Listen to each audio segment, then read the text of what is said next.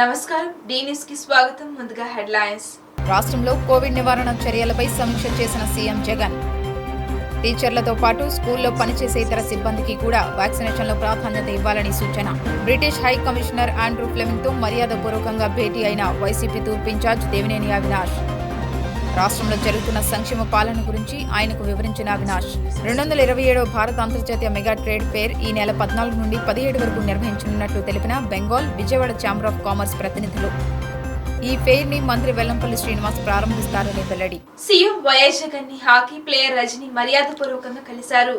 ఈ సందర్భంగా సీఎం జగన్ ఆమెను అభినందించారు. అనంతరం శాలువాతో సత్కరించారు. ఈ కార్యక్రమంలో రాష్ట్ర మంత్రి అవంతి శ్రీనివాస్ పాల్గొన్నారు. Britain deputy high commissioner Andrew Fleming ఆధ్వర్యంలో బృంద సభ్యులు విజయవాడ తూర్పు నియోజకవర్గ వైసీపీ ఇన్ఛార్జ్ దేవినేని అవినాష్ ని మర్యాదపూర్వకంగా కలిశారు.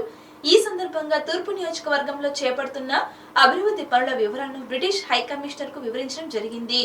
వైఎస్సార్ కాంగ్రెస్ ప్రభుత్వం అధికారంలోకి వచ్చిన తర్వాత ముఖ్యమంత్రి జగన్మోహన్ రెడ్డి నాయకత్వంలో ఆంధ్రప్రదేశ్లో పరిపాలన పారదర్శకంగా ఉందని British high commissioner Andrew Fleming వివరించినట్టు ఆ పార్టీ తూర్పు నియోజకవర్గ ఇన్ఛార్జి దేవినేని అవినాష్ పేర్కొన్నారు. ఏపీలో పర్యటిస్తున్న వారు బుధవారం గుడదలలోని అవినాష్ స్వగృహానికి మర్యాదపూర్వకంగా విచ్చేయగా British high commissioner Andrew Fleming మరియు బ్రిటిష్ ప్రభుత్వ సలహాదారు శ్రీమతి నళిని రఘురామన్ శాలువాతో సత్కరించి జ్ఞాపికలను అందజేశారు. ఈ సందర్భంగా అవినాష్ కుటుంబ సభ్యులను రాష్ట్ర సీనియర్ నాయకులు కడియాల బుచ్చిబాబు గారిని, మాజీ డిప్యూటీ మేయర్ ఆళ్ల చల్లారావు, డిప్యూటీ మేయర్ బెల్లం దుర్గాని, వైసీపీ ఫ్లోర్ లీడర్ వెంకట సత్యనారాయణని మరియు తూర్పు నియోజకవర్గ వైఎస్ఆర్సీపీ కార్పొరేటర్లు, డివిజన్ ఇన్ఛార్జీలను వారికి పరిచయం చేశారు.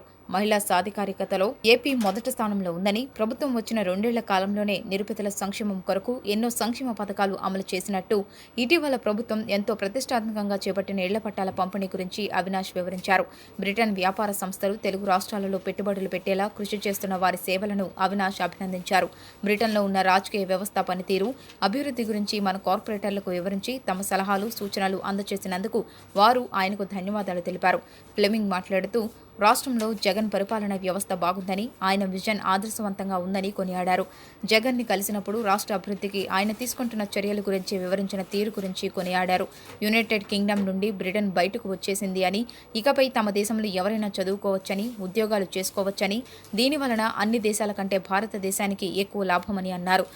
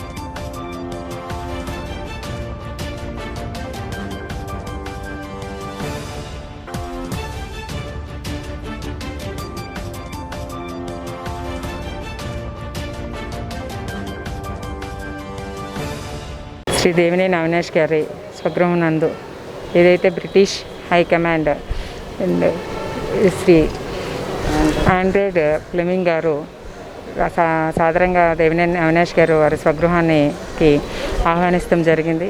ఏదైతే ఆయన నిన్న సీఎం గారిని కలిసి మన ఏపీ యొక్క అభివృద్ధి గురించి తెలుసుకుంటాకు వచ్చారో అదే సదృహంతో ఈరోజు మన అవినాష్ గారిని స్వగృహానికి రావటం జరిగింది. ఆయన ఒకటే అడుగుతున్నారు, ప్రజలు ఈ యొక్క ఆంధ్ర రాష్ట్రం ఎంత బాగుంది, సంక్షేమ పథకాల్లో కానీ అభివృద్ధిలో కానీ ఇంకా ఏ రకంగా డెవలప్మెంట్ చేయొచ్చని తూర్పు నియోజకవర్గ ఇన్ఛార్జ్ అవినాష్ గారిని దగ్గరుండి అడిగి తెలుసుకోవడం జరిగింది. ఈ యొక్క వాలంటరీ సిస్టమే కానీ సంక్షేమ పథకాలే కానీ ఆయన ఒకటే అడుగుతున్నారు, ఇంత తక్కువ సమయంలో ప్రజల్లో ఇంత చిరస్థాయిగా నిలిచిపోయారు. ఈ యొక్క పథకాలు ఏదైతే నవరత్నాలు పెట్టారో అవి చాలా బాగున్నాయని ఆయన కూడా చాలా అప్రిషియేట్ చేశారు. దానికి మేము ప్రత్యేకంగా మన ముఖ్యమంత్రి శ్రీ జగన్మోహన్ రెడ్డి గారికి కృతజ్ఞతలు తెలియజేయడం జరిగింది. ఆయన కూడా ఈ యొక్క పథకాలు ఏ విధంగా ఇస్తున్నారు, సంక్షేమ పథకాలే కాదు ఏ రకంగా డెవలప్మెంట్ చేస్తారు, రానున్న రోజుల్లో ఒక మన డెవలప్మెంట్ ఎలా ఉంటుంది ఏంటి అని కూడా దగ్గరుండి అడిగి తెలుసుకుంటాం జరిగింది. కాబట్టి దీనికి ప్రత్యేకంగా ఈస్ట్ కాన్స్టిట్యున్సీలో ఏదైతే అభివృద్ధి జరుగుతుందో సంక్షేమ పథకాలు అవినాష్ గారు ఏ విధంగా దగ్గరుండి చూస్తారో అవన్నీ కూడా దగ్గరుండి తెలుసుకుంటాం జరిగింది. ఈ యొక్క కాన్స్టిట్యున్సీ 21 మంది కార్పొరేటర్స్ ఇన్ఛార్జీలు అందరినీ కలిసి మర్యాదపూర్వకంగా ఆయనకి ప్రత్యేకంగా మా అందరి తరపున కూడా ధన్యవాదాలు తెలియజేస్తాం. 2027 భారత అంతర్జాతీయ మెగా ట్రెండ్ ఫేర్ ఈ నెల 14 నుంచి 17 వరకు నిర్వహించినట్లు Bengal Vijayawada chamber of commerce and industry ప్రతినిధులు తెలియజేశారు. మెగా ట్రెండ్ ఫేర్ ను రాష్ట్ర మంత్రి వెల్లంపల్లి శ్రీనివాసరావు ప్రారంభించినట్లు మీడియాకు తెలియజేశారు. ఈ ట్రెండ్ ఫేర్ లో 8 దేశాలు పాల్గొంటున్నట్లు పేర్కొన్నారు. వ్యాపార రంగంలో ఎంతో అనుభవం, అంకిత భావంతో సేవలందిస్తున్న Vijayawada chamber of commerce and industry, Bengal chamber of commerce and industry, GS marketing సంయుక్త ఆధ్వర్యంలో మొట్టమొదటిసారిగా విజయవాడలో జాతీయ స్థాయిలో 227వ ఇండియా ఇంటర్నేషనల్ మెగా ట్రేడ్ ఫెయిర్ను నిర్వహిస్తున్నాయి. ఈ నెల 14వ తేదీ నుంచి 17వ తేదీ వరకు 4 రోజుల పాటు ఈ మెగా ట్రేడ్ ఫెయిర్ను బందర్ రోడ్డులోని ఎస్ఎస్ కన్వెన్షన్ హాల్ నందు ఏర్పాటు చేయడమైందని ఛాంబర్ ఆఫ్ కామర్స్ కార్యాలయంలో పాత్రికేయుల సమావేశంలో తెలియజేశారు. ఇటీవల విశాఖపట్నం అంగరంగ వైభవంగా నిర్వహించిన మెగా ట్రేడ్ ఫేర్ ఎంతో విజయవంతమైందన్నారు. ఇదే ఉత్సాహంతో విజయవాడలో భారీ స్థాయిలో ఏర్పాటు చేస్తున్న ఇండియా ఇంటర్నేషనల్ మెగా ట్రేడ్ ఫేర్లో దేశంలోని ప్రముఖ పారిశ్రామిక, వాణిజ్య, వ్యాపార సంస్థలు స్టాళ్లను ఏర్పాటు చేసి తమ ఉత్పత్తులు ప్రదర్శన, అమ్మకాలను నిర్వహిస్తాయన్నారు. ఎంతో అనుభవం ఉన్న జిఎస్ మార్కెటింగ్ అసోసియేట్స్ ఈ ప్రదర్శనలో పాల్గొన్న సంస్థలకు వివిధ కేటగిరీల్లో అత్యుత్తమ ప్రదర్శన అవార్డులు ఇచ్చి గౌరవించనుందని వివరించారు. రాష్ట్రంలోనే మొట్టమొదటిసారిగా Bengal chamber, Vijayawada chamber of commerce and industries వారి ఆధ్వర్యంలో ఈ నెల ఆగస్టు 14 శనివారం ఉదయం 11 గంటలకి మెగా ట్రేడ్ ఫేర్ ఎగ్జిబిషన్ని ప్రారంభించాం. ఈ ప్రారంభోత్సవానికి ముఖ్య అతిథిగా గౌరవ మంత్రివర్యులు వెల్లంపల్లి శ్రీనివాసరావు గారు, అలాగే స్థానిక శాసనసభ్యులు మల్లాది విష్ణు గారు, అలాగే మరొక ముఖ్య అతిథిగా నివాస్ గారు, అలాగే మన సిపి శ్రీనివాస్ గారు, వీరందరి సమక్షంలో ఉదయం 11 గంటలకు రంగరంగ వైభవంగా ఈ మెగా ట్రేడ్ ప్రారంభించబడుతుంది. ఈ అవకాశాన్ని విజయవాడ నగర ప్రజలతో పాటు యావత్ రాష్ట్రంలో ఉన్న ప్రజలందరూ మరి సందర్శించి ఉదయం 11 గంటల నుంచి రాత్రి 8 గంటల వరకు ఈ ఫెయిర్ నిర్వహించబడుద్ది.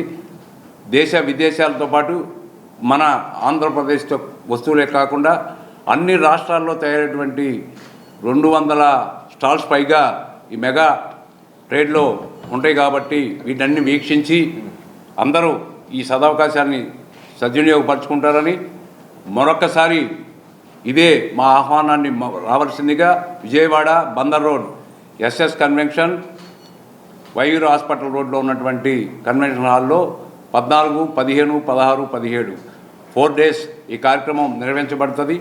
అలాగే వర్తక వాణిజ్య వ్యాపార సంస్థలు అందరూ కూడా ఈ ట్రేడ్ ఫేర్లో ఉన్నటువంటి వస్తువుల్ని మరి చౌక ధరలతో కొనుక్కొని వారి యొక్క అవసరాలను తీర్చుకునే నిమిత్తం మరి ఒక వస్తువుని కొనడానికి రకరకాల ప్రదేశాలు తిరగకుండా ఒకే చోట ఈ ట్రేడ్ ఫేర్ నిర్వహించడం. We organize jointly with Vijayawada Chamber of Commerce and Industry. This is the first time in Vijayawada an international trade fair to be held at SS Convention Hall from 14th to 17th August at 11 a.m. to 8 p.m. What is the reason behind that? The reason should be crystal clear. Perhaps you may aware that every chamber should be belongs to a non-profitable organization. Our main aim is to promote, focus our Indian product not only from Kashmir to Kanyakumari but also abroad. And also, this is the main platform to introduce Andhra Pradesh as a whole. So for that reason, this trade fair is jointly organized in association with Vijayawada Chamber of Commerce and Industry, and I would like to hand over the key point to my colleague Mr. Chidrup Shah, who can focus what is the aim and also what is the view for this trade fair. విదేశీ పాలకుల బానిస సంఖ్యలు తెంచుకుని భారతదేశానికి స్వాతంత్రం సిద్ధించి 74 వసంతాలు పూర్తి చేసుకుని 75వ వసంతంలోకి అడుగుపెడుతున్న సందర్భంగా ABVP ఆధ్వర్యంలో దేశవ్యాప్తంగా కార్యక్రమాలు చేపట్టినట్లు రాష్ట్ర కార్యదర్శి చల్ల కౌశిక్ తెలిపారు. గాంధీనగర్లోని ప్రెస్ క్లబ్లో ఆయన విలేకరుల సమావేశం ఏర్పాటు చేశారు. ఈ సందర్భంగా వారు మాట్లాడుతూ భారత స్వాతంత్ర ఉద్యమంలో ఎంతో మంది వీరుల ప్రాణత్యాగం ఫలితంగా దేశానికి స్వాతంత్రం సిద్ధించి ఈ ఆగస్టు 15న 75 సంవత్సరాలు పూర్తి చేసుకుంటున్న శుభ సందర్భాన్ని పురస్కరించుకుని దేశవ్యాప్తంగా నిర్వహిస్తున్న ఆజాదీ కా అమృత్ మహోత్సవ భాగంలో ఏబీవీపీ ఆధ్వర్యంలో రాష్ట్ర వ్యాప్తంగా 3200 స్థలాల్లో నా దేశం నా జెండా నినాదంతో స్వాతంత్ర సమరయోధుల స్ఫూర్తిని ఆశయాలను నేటి యువతకు విద్యార్థి లోకానికి అందిస్తూ స్వాతంత్ర పోరాటంలో ప్రాణాలు అర్పించిన వీరుల త్యాగాలను భావి తరాలకు మనం వివరించవలసిన అవసరం ఉంది. వారిని స్మరించుకుంటూ ప్రతి గ్రామంలో జాతీయ జెండా ఆవిష్కరించాలన్నారు. ఆంధ్రప్రదేశ్ రాష్ట్ర వ్యాప్తంగా 3200 స్థలాల్లో జెండా ఆవిష్కరణ కార్యక్రమానికి ఏబీవీపీ ఆంధ్రప్రదేశ్ రాష్ట్ర శాఖ ప్రణాళిక సిద్ధం చేసిందని తెలిపారు. ఈ దేశం యొక్క స్వతంత్రం కోసము అనేక మంది వీరుల ప్రాణాలు అర్పించినటువంటి విషయం మనందరికీ తెలుసు. అనేక మంది వీరుల ప్రాణత్యాగ ఫలితంగా ఈ దేశానికి మనం స్వతంత్రం సిద్ధించుకున్నాం.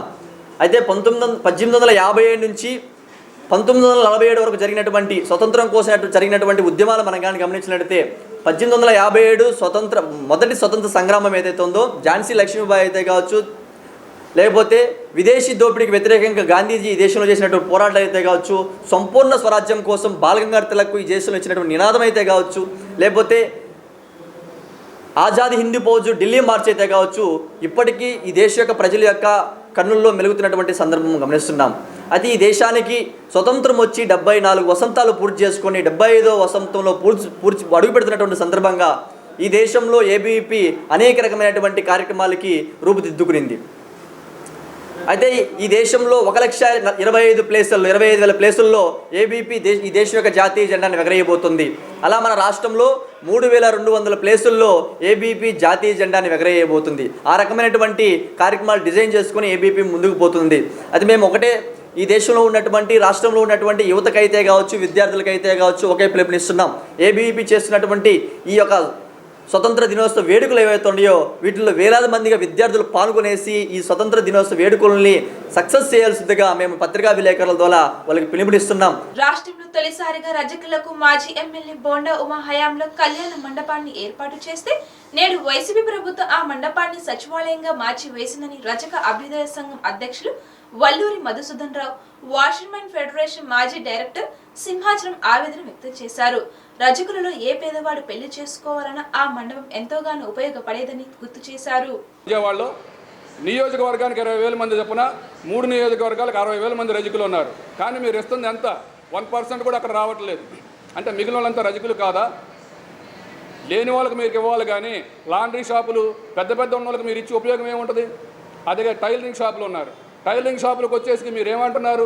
షాపు ఉన్న వాళ్ళకి మాత్రమే 10,000 ఇస్తామంటారు. షాపులు ఉన్నది ఒకరికైతే అందులో పనిచేసే వాళ్ళు ఎంతమంది ఉంటున్నారు? 10 మంది పని చేస్తున్నారు. మీరు ఎప్పుడన్నా కానీ వర్కర్లను చూస్తున్నారా? లేని వాళ్ళకి ఇస్తామన్నారు. ఏది మీరు ఇచ్చింది? ఎక్కడ మీరు సాయం చేస్తుంది జనాలకి? నవరత్న పథకాలు అని చెప్పేసి చెప్తున్నారు. నవరత్నాలు ఎక్కడ ఇస్తున్నారు? సన్నబియ్యం అన్నారు. ఇంతవరకు సన్నబియ్యం ఇచ్చింది ఎక్కడన్నా ఉందా? ప్రజలు కోవిడ్ నిబంధనలు పాటించేలా చర్యలు తీసుకోవాలని సీఎం జగన్ అధికారులను ఆదేశించారు. థర్డ్ వేవ్ హెచ్చరికల నేపథ్యంలో అప్రమత్తంగా ఉండాలని సూచించారు. కోవిడ్ నివారణకు తీసుకోవాల్సిన చర్యలపై ఆయన కోవిడ్ టాస్క్ ఫోర్స్ అధికారులతో సమీక్ష నిర్వహించారు. సమావేశంలో డిప్యూటీ సీఎం ఆర్ల నాని, వైద్య ఆరోగ్య శాఖ అధికారులు పాల్గొన్నారు. రాష్ట్రంలో కోవిడ్ నివారణ చర్యలపై ముఖ్యమంత్రి వైఎస్ జగన్మోహన్ రెడ్డి బుధవారం సమీక్ష చేపట్టారు. ఈ సమావేశానికి deputy CM Alla Nani, Covid task force అధికారులు హాజరయ్యారు. ఈ సందర్భంగా సీఎం మాట్లాడుతూ టీచర్లు సహా స్కూళ్లలో పనిచేస్తున్న సిబ్బందికి వ్యాక్సినేషన్లో ప్రాధాన్యత ఇవ్వాలని సూచించారు. గ్రామాలు యూనిట్గా పరిగణలోకి తీసుకొని వ్యాక్సినేషన్ ఇవ్వాలని తెలిపారు. దీనివల్ల క్రమబద్ధంగా ప్రాధాన్యత పరంగా వ్యాక్సినేషన్ ఇచ్చినట్టు అవుతుందని, తద్వారా వ్యాక్సిన్లు వృధా కాకుండా మరింత సమర్థవంతంగా అరికట్టవచ్చన్నారు.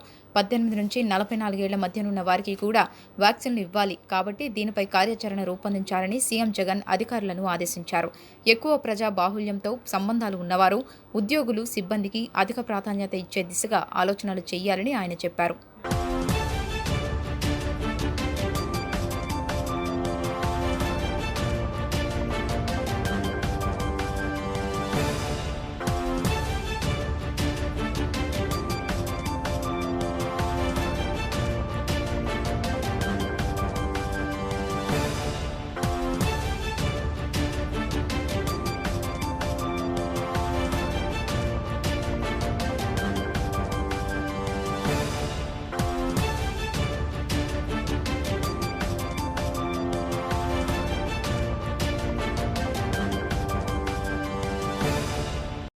రాష్ట్ర ప్రభుత్వం గిరిజనుల సంక్షేమం కోసం చిత్తశుద్ధితో పనిచేస్తుందని ఏపీ ట్రైబల్ చైర్మన్ సత్తక బుల్లిబాబు అన్నారు. గత ప్రభుత్వం గిరిజనులకు తూతూ మంత్రంగా పదవులు కట్టబెడితే అత్యున్నత పదవులతో జగన్ ప్రభుత్వం గిరిజనులకు హక్కున చేర్చుకుందని హర్షం వ్యక్తం చేశారు. సామాన్య కార్యకర్తకు ట్రైబల్ చైర్మన్ పదవినిచ్చిన ఘనత సీఎం జగన్ కి దక్కుతుందన్నారు.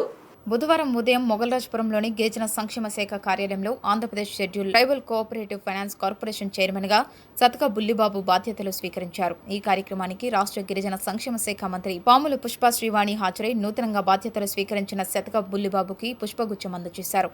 ఆదివాసుల సంక్షేమానికి కృషి చేయాలని ఆకాంక్షించారు.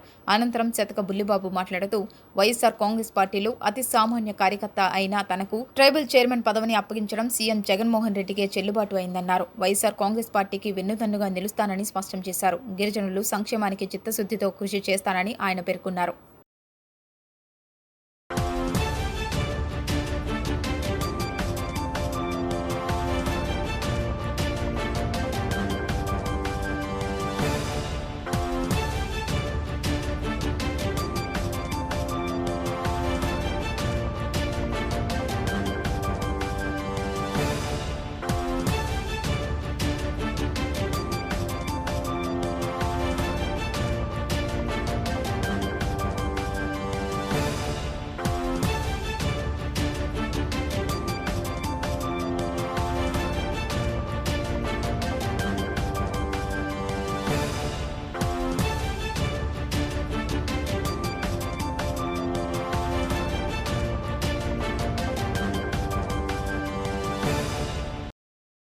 రాష్ట్రంలో గత 24 గంటల్లో 1869 కరోనా కేసులు నమోదయ్యాయి.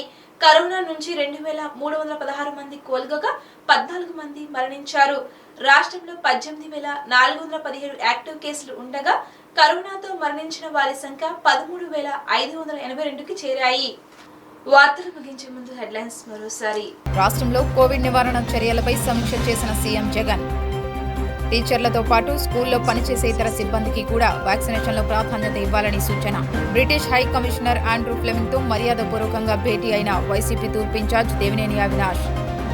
రాష్ట్రంలో జరుగుతున్న సంక్షేమ పాలన గురించి ఆయనకు వివరించిన అవినాష్ 227వ భారత అంతర్జాతీయ మెగా ట్రేడ్ ఫేర్ ఈ నెల 14 నుండి 17 వరకు నిర్వహించనున్నట్లు తెలిపిన Bengal, Vijayawada chamber of commerce ప్రతినిధులు. ఈ ఫెయిర్ని మంత్రి వెల్లంపల్లి శ్రీనివాస్ ప్రారంభిస్తారని వెల్లడి. ఇవి ఇప్పటి వరకున్న updates. Keep watching the news.